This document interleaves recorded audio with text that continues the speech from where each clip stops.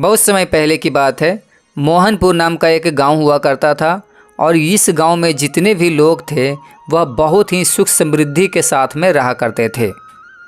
इसका सबसे बड़ा कारण यह था कि यहाँ के सभी लोग अपना किसी न किसी तरीक़ा से कोई फल बेचता था तो कोई सब्जी बेचता था, किसी न किसी को कोई न कोई रोज़गार मिला हुआ था।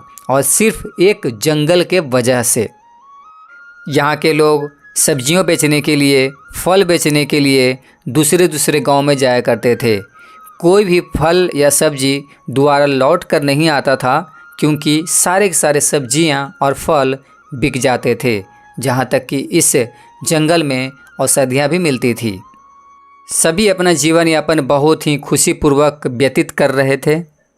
इतने में एक दादाजी सब्जी बेचने आया करते हैं और वह बोलते हैं कि जो बैगन है वो 10 रुपये किलो है, ये जो केले हैं वो 12 रुपये दर्जन है। तभी एक औरत बोलती है, इतने महंगे मैं नहीं लूँगी, इतने महंगे अगर लेना ही होता तो मैं डायरेक्ट मार्केट ना जाती। आप मेरे गांव में आए हो तो आप मेरे को कुछ सस्ता दो।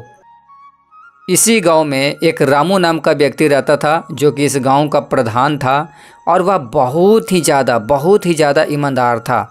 लेकिन यहाँ का जो सेठ था, इस गांव का जो सेठ था, वह बहुत ही ज़्यादा लालची था। पेड़ों को काटता और उसे बेचता।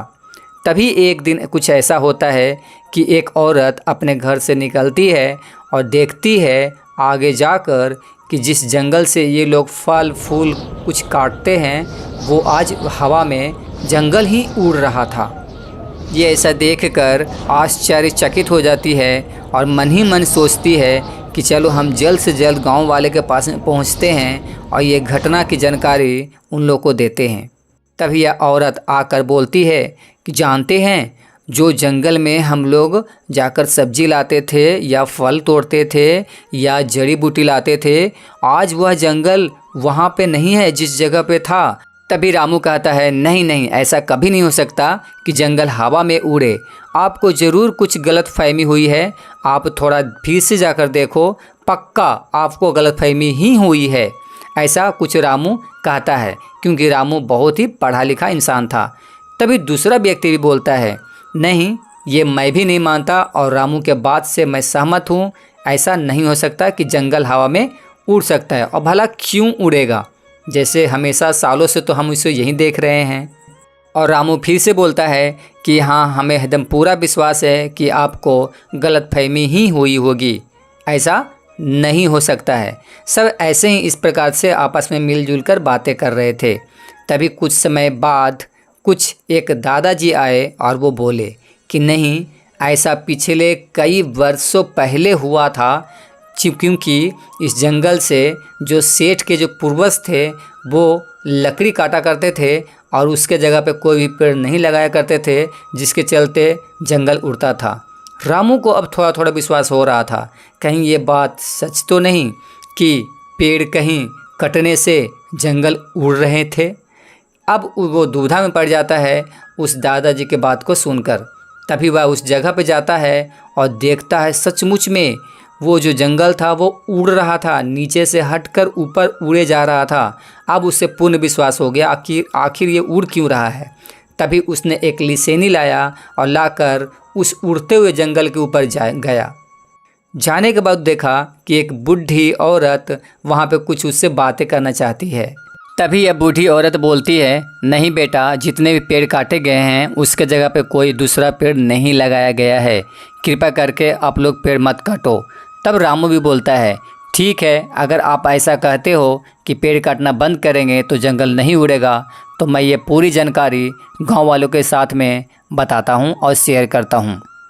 तभी थोड़ी देर बाद जंगल के नीचे रामू आ जाता है और गांव वालों की ये सारी जानकारी देता है कि किस प्रकार से सेठ जी पेड़ काटे जा रहे हैं और जिसके चलते वह जंगल उड़ने लगा है। ये मुझे एक बूढ़ी देवी औरत ने बताया है। इसकी जानकारी सुनते ही सारे लोग सेठ जी के पास में जाने के लिए रवाना होते हैं।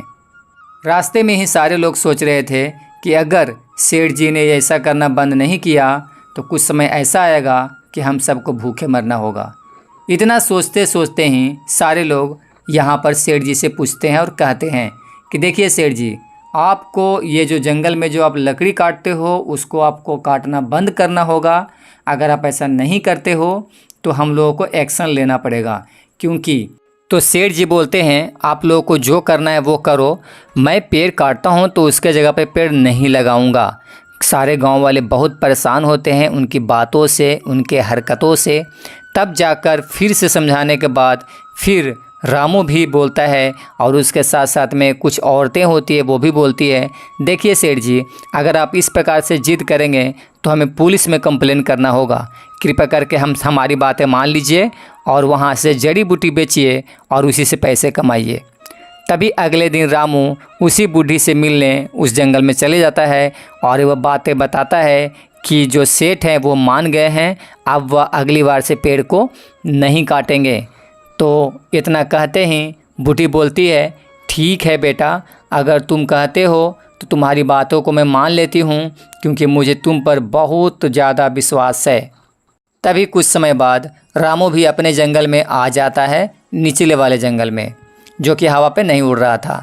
तभी वह औरत बोलती है, देखिए सेठ जी, अगर हम सब मिलकर अगर यहाँ से जड़ी बूटी इकट्ठा करके बाहर में बेचें तो हम लोगों को बहुत ही ज़्यादा फ़ायदा होगा।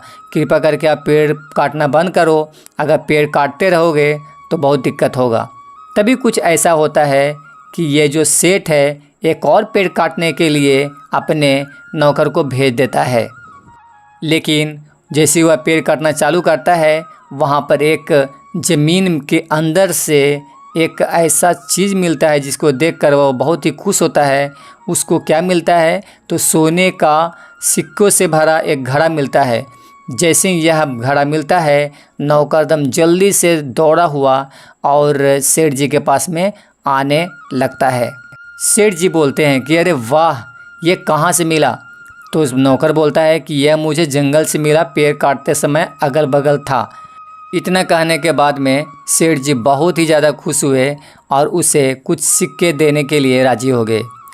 तभी रामू बोल पड़ा कि सेठ जी, आप ऐसा नहीं कर सकते हो, ये जो सोने से भरा जो घड़ा मिला है ये पूरे गांव वालों का है, इससे बहुत सी ज़रूरतें पूरी हो सकती है।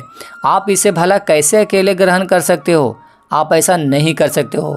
तभी अगले दिन सेठ जी और नौकर दोनों साथ में मिलते हैं और नौकर बोलता है, अगर आप उस घड़े को चाहते हैं तो आज रात में ही मैं चोरी कर कर आपका लाखों दे दूंगा, लेकिन क्या मैं जाऊं या आप खुद जाओगे? तब सेठ जी कहते हैं, नहीं नहीं नहीं, तुम क्यों जाओगे? ये शुभ काम के लिए मैं खुद जाऊंगा और उस घड़े को लेकर आऊँगा और बहुत ज़्यादा अमीर बन जाऊँगा, फिर लकड़ी वगैरह भी नहीं काटना पड़ेगा। चलो आज रात में चलते हैं। तभी अगली रात में ही वह सेठ जी निकल जाते हैं उस सोने के घड़े को लाने के लिए, क्योंकि उस घड़े को उसी जंगल में फिर से दफना दिया गया था जहाँ पर से उसे निकाला गया था। कुछ समय बाद सेठ जी पहुँच जाते हैं उसी जगह पर जिस जगह पर सोने से भरा घड़ा रखा हुआ था। तभी इधर उधर खोजने के बाद सेठ जी को सोने से भरा घड़ा मिल जाता है, लेकिन जैसे वह उठाने की कोशिश करते हैं उनको एक आवाज़ आती है। उनको समझ में नहीं आता कि कहाँ पे क्या है। तभी वहाँ पर एक नाग देवता आ जाते हैं और सेठ जी को काट कर सेठ जी को मृत्यु का घाट उतार देते हैं। तो इस कहानी से हमें ये शिक्षा मिलती है कि लालच कभी भी नहीं करना चाहिए। सब्सक्राइब जरूर करें। Thank you.